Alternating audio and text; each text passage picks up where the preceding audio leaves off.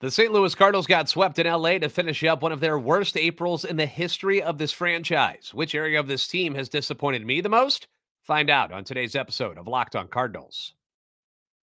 You are Locked on Cardinals, your daily St. Louis Cardinals podcast, part of the Locked on Podcast Network, your team every day.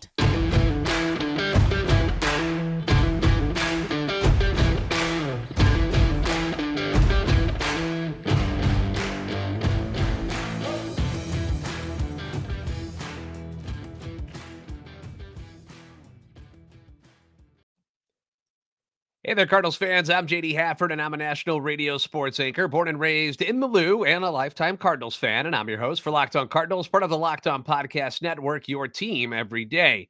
You can follow me on Twitter at JD Sports Radio and the podcast at LO_Cardinals. I want to thank those of you who make Locked on Cardinals your first listen every day. We're free and available wherever you get your podcasts. You can also find us on YouTube. Be sure to like and subscribe and comment. That way you can interact with us. Hit the notification button so you know when new episodes are posted. This is a show serving Cardinal Nation and giving the best fans in baseball all of the info about the birds on the bat. So how's your supply of Pepto-Bismol working out for you, Cardinals fans? I know mine's running a little bit low.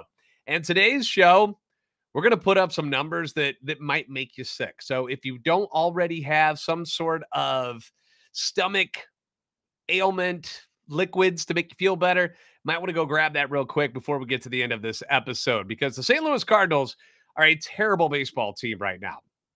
There is no need to sugarcoat it. There's no reason to try to blow smoke up your butts about this.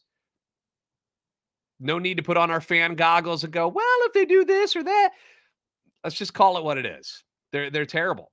They're a mess, a disaster, ugly, sad, mind-boggling how they're this bad. I could keep going, but it is what it is. This team is just not good.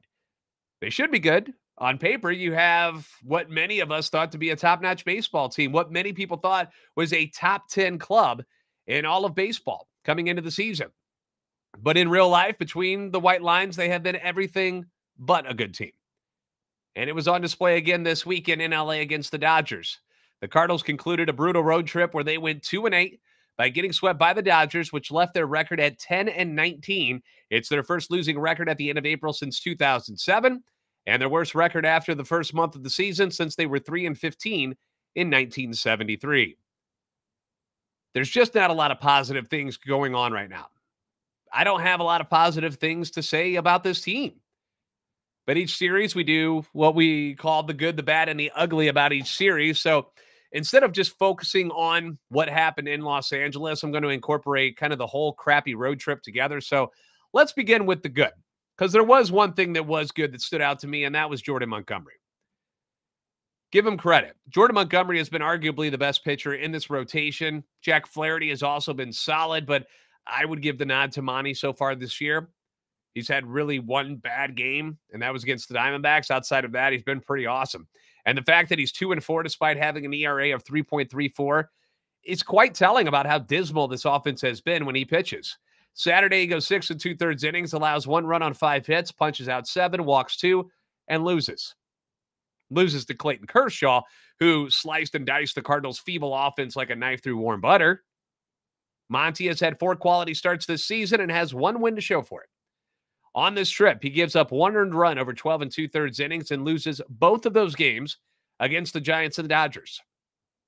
He deserved better, but when your team scores 0 runs in both of your starts, it makes it tough to get wins. The team has now been shut out in 3 of Montgomery's 6 starts this year, and he's given up just 3 earned runs in those 3 starts and has been saddled with losses in all 3 of those games. It's not his pitching that's the problem. Where the hell is this offense? Where did it go? And that's what I'm going to double dip here when it comes to the bad and the ugly about what happened not only on this road trip but in the series against LA, because the offense has been an absolute joke. Rob Raines at STLSportsPage.com said that for the 10-game road trip, the Cardinals had a team batting average of 237, and he pointed out a couple of names that stood out to him who have been struggling. Nolan Arenado had a big episode about him just at the end of last week. talking about his problems. 4 for 33 on this road trip, hit 121. Tyler O'Neill, 4 for 25 on this road trip, hit 160. Alec Burleson, 5 for 26, hit 192. Lars Nootbaar, 9 of 41, hitting 220. For the series against the Dodgers, the Cardinals hit 198 with 4 doubles and 15 singles. It was the first time that they did not hit a home run in 3 consecutive games in LA since 2015. Granted, Dustin May is a good pitcher for the Dodgers. I think he's outstanding. He's somebody that I thought the Cardinals should call about this offseason. Maybe trade an outfielder for Dustin May. And they actually jumped on him early, but then the offense vanishes. Finished that game 2 for 10 with runners in scoring position. Saturday, Clayton Kershaw absolutely owned him. And he does that to a lot of teams. He's been great this year. But to not be able to beat Noah Syndergaard on Sunday, that's a problem. That's a real big problem. That was supposed to be the cupcake win in the series. And you can't even push more than 3 runs across the plate against Noah Syndergaard? Like, what's left of Noah Syndergaard? A guy whose ERA was over 6 coming into the game? This team is in a really bad place right now, and people are cheering because the month of April is over. Yippee! That doesn't mean they're going to be good all of a sudden in May. Like, what about this team gives you any hope that it's going to get better now that May's here? I haven't seen anything. And in my opinion, we know that we've talked about starting pitching being an issue, and it has been. There's been a lot of issues. But in my opinion, the outfield is something that we've really got to start pointing our fingers at. There is hardly any production coming out of this outfield. And there are no injury excuses to lean on here in 2023. Like, I don't want to hear that this time. I'm going to tell you how bad things have gotten for this outfield. We're going to do that next on Locked On Cardinals.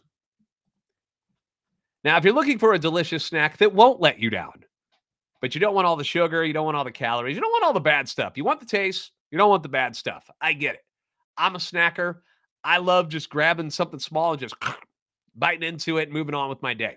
And Built Bar is perfect for me, and it's going to be perfect for you too if that's the kind of snack that you're into. You want to eat healthy snacks, but you don't want it to taste like garbage, right? That's what you don't want. And there's plenty of places and things out there that you can go and get something that is really not all that tasty. But Built, the Built Bars, the Built Puffs, they're actually good and good for you. Covered in 100% real dark chocolate.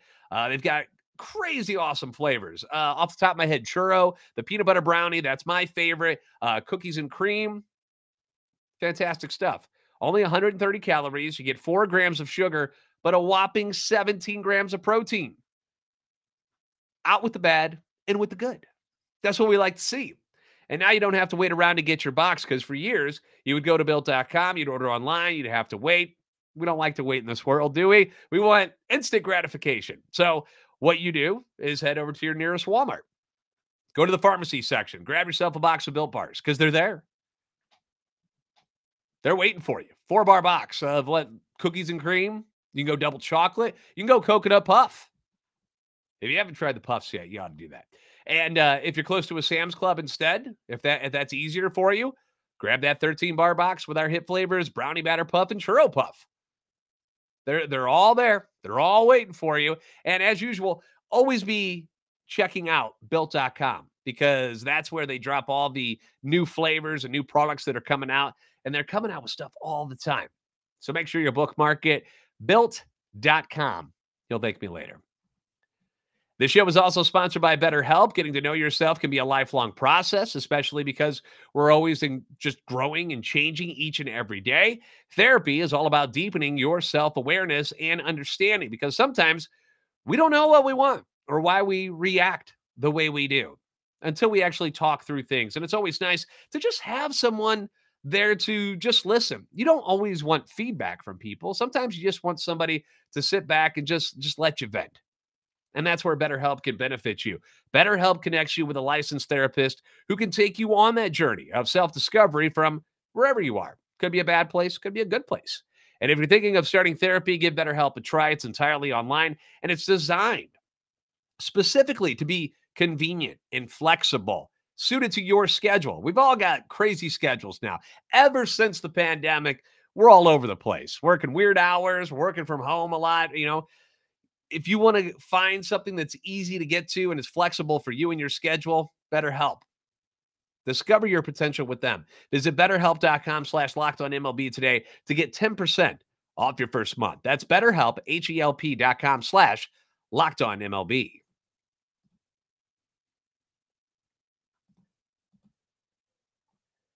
The Cardinals are off today, but start a new series at home against a couple of superstars. You might have heard of these guys: Mike Trout, Shohei Ohtani, and the Angels coming to Busch Stadium on Tuesday night. And you can catch every pitch of the Cardinals' hometown broadcast with SiriusXM on the SXM app. Just search Cardinals. Thank you guys for making Locked On Cardinals your first listen every day. For my everydayers and for the people looking to hear about what's going on in the minor leagues, talk some prospects. We're going to do that tomorrow. MLB Prospects host Lindsey Crosby, our Locked On MLB Prospects host, is going to be joining me tomorrow. And we're going to take a look at both aspects of what's going on in the minor leagues for the Cardinals. We're going to talk pitching. We're going to talk hitting. See if there's anybody down at Memphis that is capable of coming up to the big club to kind of help put together this train wreck of a season that we're watching thus far. And I hate to sound so negative. I really do, because it's not like I want these guys to be struggling. I don't want to. This isn't fun for me. I don't like watching this. We're not used to this as Cardinals fans. The Cardinals are always good. That's why most of the league hates the Cardinals, because they're constantly good. They're annoyingly good.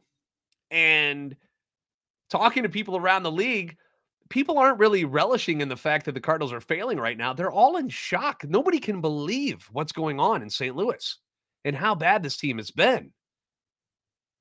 Do I have faith that they will get better? Yes, because I can't imagine them getting much worse. But when things are like this, you have to be honest with yourself about what you're seeing on the field. And there just hasn't been a lot of positive things to talk about.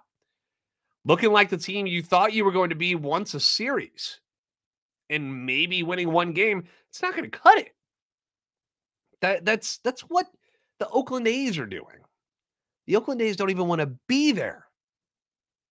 And the Cardinals are competing with them for having one of the worst records in the league. That should not be happening. And one of the biggest disappointments, in my opinion, so far this season, again, there's plenty of places where this team has been bad, but the production from the outfield, it's shocking to me how horrible they've been. Like, I can't believe it. And I'm going through these numbers to put the show together, and I'm like, I cannot believe what I'm seeing. Last year, the outfield struggled with putting up numbers, and we all agreed that a lot of that was due to injuries, specifically to Tyler O'Neill and Dylan Carlson. Okay? That excuse is not going to fly this year, because outside of like a sore neck for Dylan Carlson, the outfield has been pretty darn healthy. Now, Nootbaar did get hurt right after the first game. I understand that. That sucked, okay? But you still have Alec Burleson and Jordan Walker, who were able to fill in. Jordan Walker goes on a 12-game hitting streak with Nootbaar out of the lineup, so it's not like things dropped off that dramatically. They were more than capable of filling in the role for Lars Nootbaar in his absence. The St. Louis Cardinals wins above the average for the outfield. Now, this is, for those unfamiliar, a statistical measure that defines a player's worth. This is the exact definition, by the way.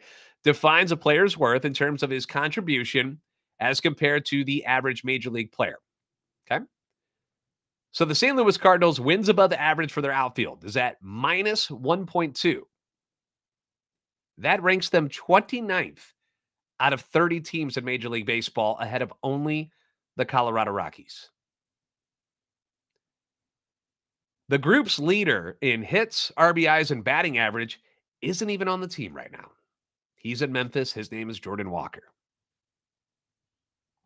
Tyler O'Neill, a guy that I have banged the table for all of last year, even when he was dealing with the injuries, and now this year, saying he's got these elite tools: speed, power, defense. He's not getting it done. He's hitting .241 with 2 home runs in 83 at-bats.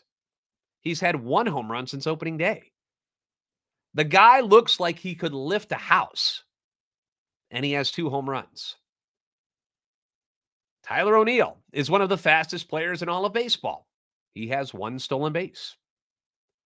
Freddie Freeman just stole 2 bases against the Cardinals this weekend in 1 game. O'Neill has 1 all year long. Huge disappointment. Lars Nootbaar had the injury at the beginning of the season, set him back. I get that. But all of the metrics that we saw that were in red last year, if you go to baseballsavant.com and you look up the percentiles, and you're like, whoa, look at all the good that Lars Nootbaar is doing this year. That was in 2022. Remember? Everybody was freaking out about it. Made people believe that this year was going to be this massive breakout year for Lars Nootbaar. I told you to, well, let's see how good he does. The guy has never done anything like this ever in the history of his life playing professional baseball or even in college. But everybody said he's the next big thing. He's going to start. He's untradeable. Exit velocity, hard hit percentage, barrel percentage, all of it down significantly from last year. Average exit velocity last year, 90th percentile, down to 47th. Huge drop. Hard hit percentage, 80th last year, down to 43rd. Huge drop. Barrel percentage, 85th last year, down to 56. He's also striking out more than last year. The one thing that he is excelling in, getting walks. He did it last year. He's doing it this year. But when he's hitting the ball and actually putting it in play, he's not doing it with much authority. And you can blame it on the injury at the beginning of the year. You know, it's a thumb thing. That Dylan Carlson last year, thumb problem. Made him terrible at hitting. So we can give Lars the benefit of the doubt early on, but I'm just pointing out what the numbers show. On the other hand, you've got Alec Burleson, whose metrics at Baseball Savant are closer to the guy Newt was last year. His exit velocity in the 78th percentile. His hard hit percentage, 66th. Barrel percentage, oddly, down. He's in the 23rd percentile, but more times than not, he's hitting the ball hard, but has had some tough luck with balls going right at opposing fielders. His expected batting average, which is what your average should be by how you've been hitting the ball, 71st percentile. Expected slugging, 70th percentile. Yet, look at the numbers. 231 batting average, 2 home runs, 8 RBIs. He doesn't strike out much, but he doesn't walk much either. So his OBP is a measly 286, which is worst out of all the outfielders on the roster. People are upset that Alec Burleson continues to be in the lineup. And I think the reason why is because, first off, everybody is having a tough time, but he's at least hitting the ball hard, and they think that eventually it will open up, that odds are these balls are going to find grass eventually. And they're just waiting for it to happen. And then you've got Dylan Carlson, who just can't hit right-handers. If he had any sort of success against righties, this guy should be your starting center fielder, hands down. He's hitting 350 against lefties. 350. And then it's 205 against righties. Even after beefing up this year and going on that diet and putting on all that muscle, no home runs. None. And the question, why doesn't he hit right-handed all the time? I don't have an answer for that. I don't know how a switch hitter works mentally. I mean, we did see Tommy Edman earlier this year hit righty against a righty. I don't know. I don't know why they can't or won't quit switch hitting when they aren't any good at hitting at the other side of the plate. Tommy Edman has been an absolute different player, or different hitter, I should say, from the right side of the plate this year. Same for Dylan Carlson. Yet, when a right-hander's on the mound, they got to hit lefty. I don't know why. Will they suck at hitting righties while batting right-handed? I mean, at this point, aren't you willing to try anything when your numbers and your team is playing and producing this poorly? And even when you had the struggles offensively, you used to be able to count on the defense of the St. Louis Cardinals, specifically in the outfield. It wasn't that long ago where you had 2 Gold Glovers, O'Neill in left, Bader in center, Carlson in right, who you thought could win a Gold Glove at some point. Like, you were like, we have this most amazing defensive outfield. It's beautiful, helping our pitchers out. The Cardinals have the second worst fielding percentage among outfielders in all of baseball after the month of April, ahead of only the Oakland A's. They've made 4 errors, which is the second most. 6 is the highest.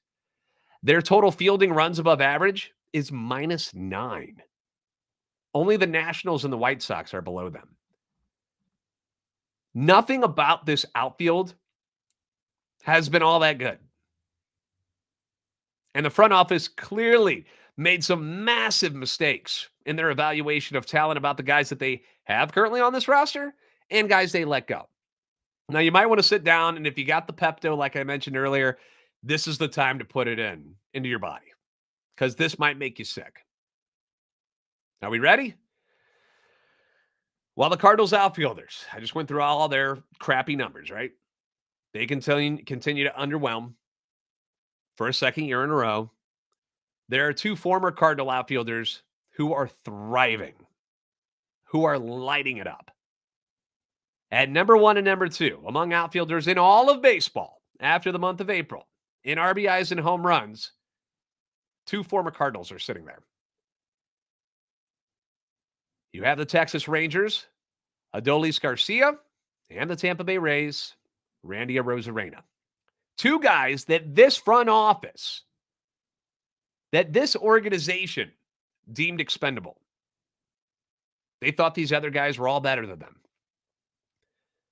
On December 19th of 2019, this front office designated Adolis Garcia for assignment after 17 at-bats at the major league level, and eventually traded him to the Rangers for cash considerations. In 2021, he was an all-star, hitting .243 with 31 home runs, 90 RBIs, and 16 stolen bases, doing what you thought Tyler O'Neill was going to be. Granted, Tyler O'Neill had 1 good year, but that's it.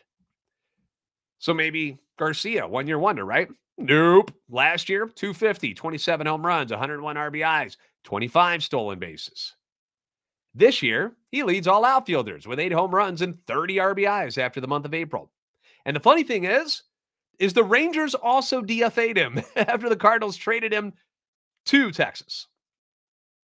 They DFA'd him February of 2021, but then re-signed him, brought him into spring training, and he's been an absolute stud for them ever since. So the Cardinals, and any other team for that matter, actually could have had him, but everybody passed on him. Nobody wanted him. But the Cardinals had him in their organization. He looks like a ball player. Look at this picture of him here. I'm going to put it up here on YouTube. He's a tank. 6'1", 205, all muscle. An absolute tank. Nope. Not good enough for this team. And then, of course, Randy Arozarena, who is just a superstar now. Rookie of the year, ALCS MVP, career OPS plus of 134 now. And here the Cardinals sit in last place with a terrible outfield in every way, shape, and form. I've praised this front office for its deals in acquiring Paul Goldschmidt and Nolan Arenado.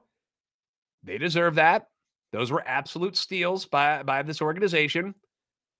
But moving these 2 outfielders, and then on top of that, the trade of Sandy Alcantara, Zach Gallen, these are massive mistakes that the team continues to pay for every game. Now, one website thinks that trading one of the Cardinals' current outfielders to another AL East team could help both sides. I'm going to tell you about that mock deal next here on Locked On Cardinals. For a championship team, it's all about making sure every player is a perfect fit. It's the same when it comes to your vehicle, right? Every part's got to fit just right. You can't just shove things in there and, like how you would with your closet. You're just jamming stuff in there. That doesn't work out. That doesn't work out when it comes to your car. So don't let it be a problem. Next time you need parts and accessories, Head to eBay Motors. With eBay Guaranteed Fit, you can be sure every part you need fits right the first time around. Just add your ride to my garage. Look for the green check mark to know that the part will fit, or you get your money back. Because just like in sports, confidence is the name of the game when you shop on eBay Motors. And with over 122 million parts to choose from, you'll be back in the game in no time. After all, it's easy to bring home a win when the right parts are guaranteed. I'm not a car guy. Don't know much about cars. Okay. I always got to take my stuff in and get it worked on. Most simplest of problems. But if you need a part, you want that guarantee. That's what eBay Motors gives to you. Get the right parts, the right fit, at the right prices. Do it on ebaymotors.com. Let's ride. Eligible items only. Exclusions apply.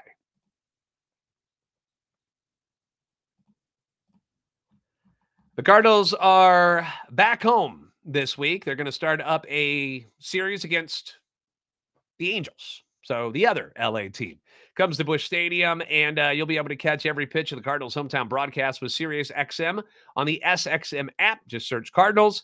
Last year, the Cardinals traded popular center fielder Harrison Bader to the Yankees for Jordan Montgomery, and that's a trade that it worked out for both sides last year. But I think more, if you just look at it as a whole right now, you would say it worked out more for the Cardinals just because Harrison Bader has had trouble getting on the field. He's been hurt a lot. So should be returning to them very, very soon, but he hasn't played yet this season. And the site Empire Sports Media suggested another trade between the Cardinals and the Yankees. This time, the Cardinals would send Tyler O'Neill to the Bronx Bombers in exchange for infield prospect Oswald Peraza, who was their number 3 overall prospect last season, and pitcher Lucas Gill, who was their number 10 prospect last season, but currently recovering from Tommy John surgery. But he is somebody that can hit triple digits, has a great arm. I don't know if it'll still be that good when he comes back from Tommy John surgery. More times than not, they're fine, but it doesn't always work. So it would be a risk. Why the Cardinals, when it comes to this deal, why they would need another infielder, a middle infielder, because Peraza is normally a shortstop, is beyond me. I mean, you've got Edman, Donovan, Gorman, Arenado, DeYoung, and Mason Wynn in AAA ready to come up some point in the near future, not this year, but probably, next year or the year after that. So I don't know why that would be something that would interest the Cardinals. I would prefer to just get all pitchers, but also remember that Tyler O'Neill's trade value is not exactly great right now. So to get 2 top 10 prospects for him may not be such a bad thing. I don't know how much the problem with the hustling on the run, scoring against it. Remember that where he didn't hustle, Ollie called him out. I don't know how much that strained their relationship. I have no idea. It didn't seem like it went over very well. They're both being professional about it now, but I don't know. I don't see him hugging a lot in the dugout. Do you? But a deal like this, again, purely speculation, and I'd genuinely be fall down on the floor shocked if the Cardinals made a deal like this. Especially for an outfield before the All-Star break. I mean, I wouldn't expect anything to come like this soon. Towards the trade deadline, if they're where they are, sure. I mean, start blowing things up. Why not? If it's going to be this bad all year. But I don't see why you would do it now. But I don't know. What do you think about this proposed idea? I would love to see your comments. If you're watching on YouTube, drop them down below what you think about this deal with Tyler O'Neill going to the Yankees for those guys. Think about it. Drop your comments. Proposed idea, again, not something I assume is going to happen anytime soon, but people are talking, and I thought I'd keep you in the loop on it. Thanks again for making Locked On Cardinals your first listen every day, everydayers. Minor League Report coming tomorrow. Locked On MLB prospect host Lindsey Crosby going to be joining us to give us the rundown on who's doing what at the minor league level for the Cardinals. We've got some people who are doing well. We've got some people who aren't doing so well. They're disappointing. So he'll get you the scoop on that tomorrow. Again, be sure to catch every pitch of the Cardinals' hometown broadcast with the Angels starting tomorrow night with Sirius XM. You can do that on the SXM app. Just search Cardinals. If you haven't already, please give us a follow on Twitter at LO_Cardinals and at JD Sports Radio. Like and subscribe on YouTube. You're the best fans in baseball. And I'm sorry things aren't going very well. Will May be a total flip, and we'll see the Cardinals team that we thought we were going to get to start the year? We'll have to wait and see. We'll talk about it again tomorrow, and the day after that, and the day after that, right here on Locked On Cardinals. Thanks for being a part of it.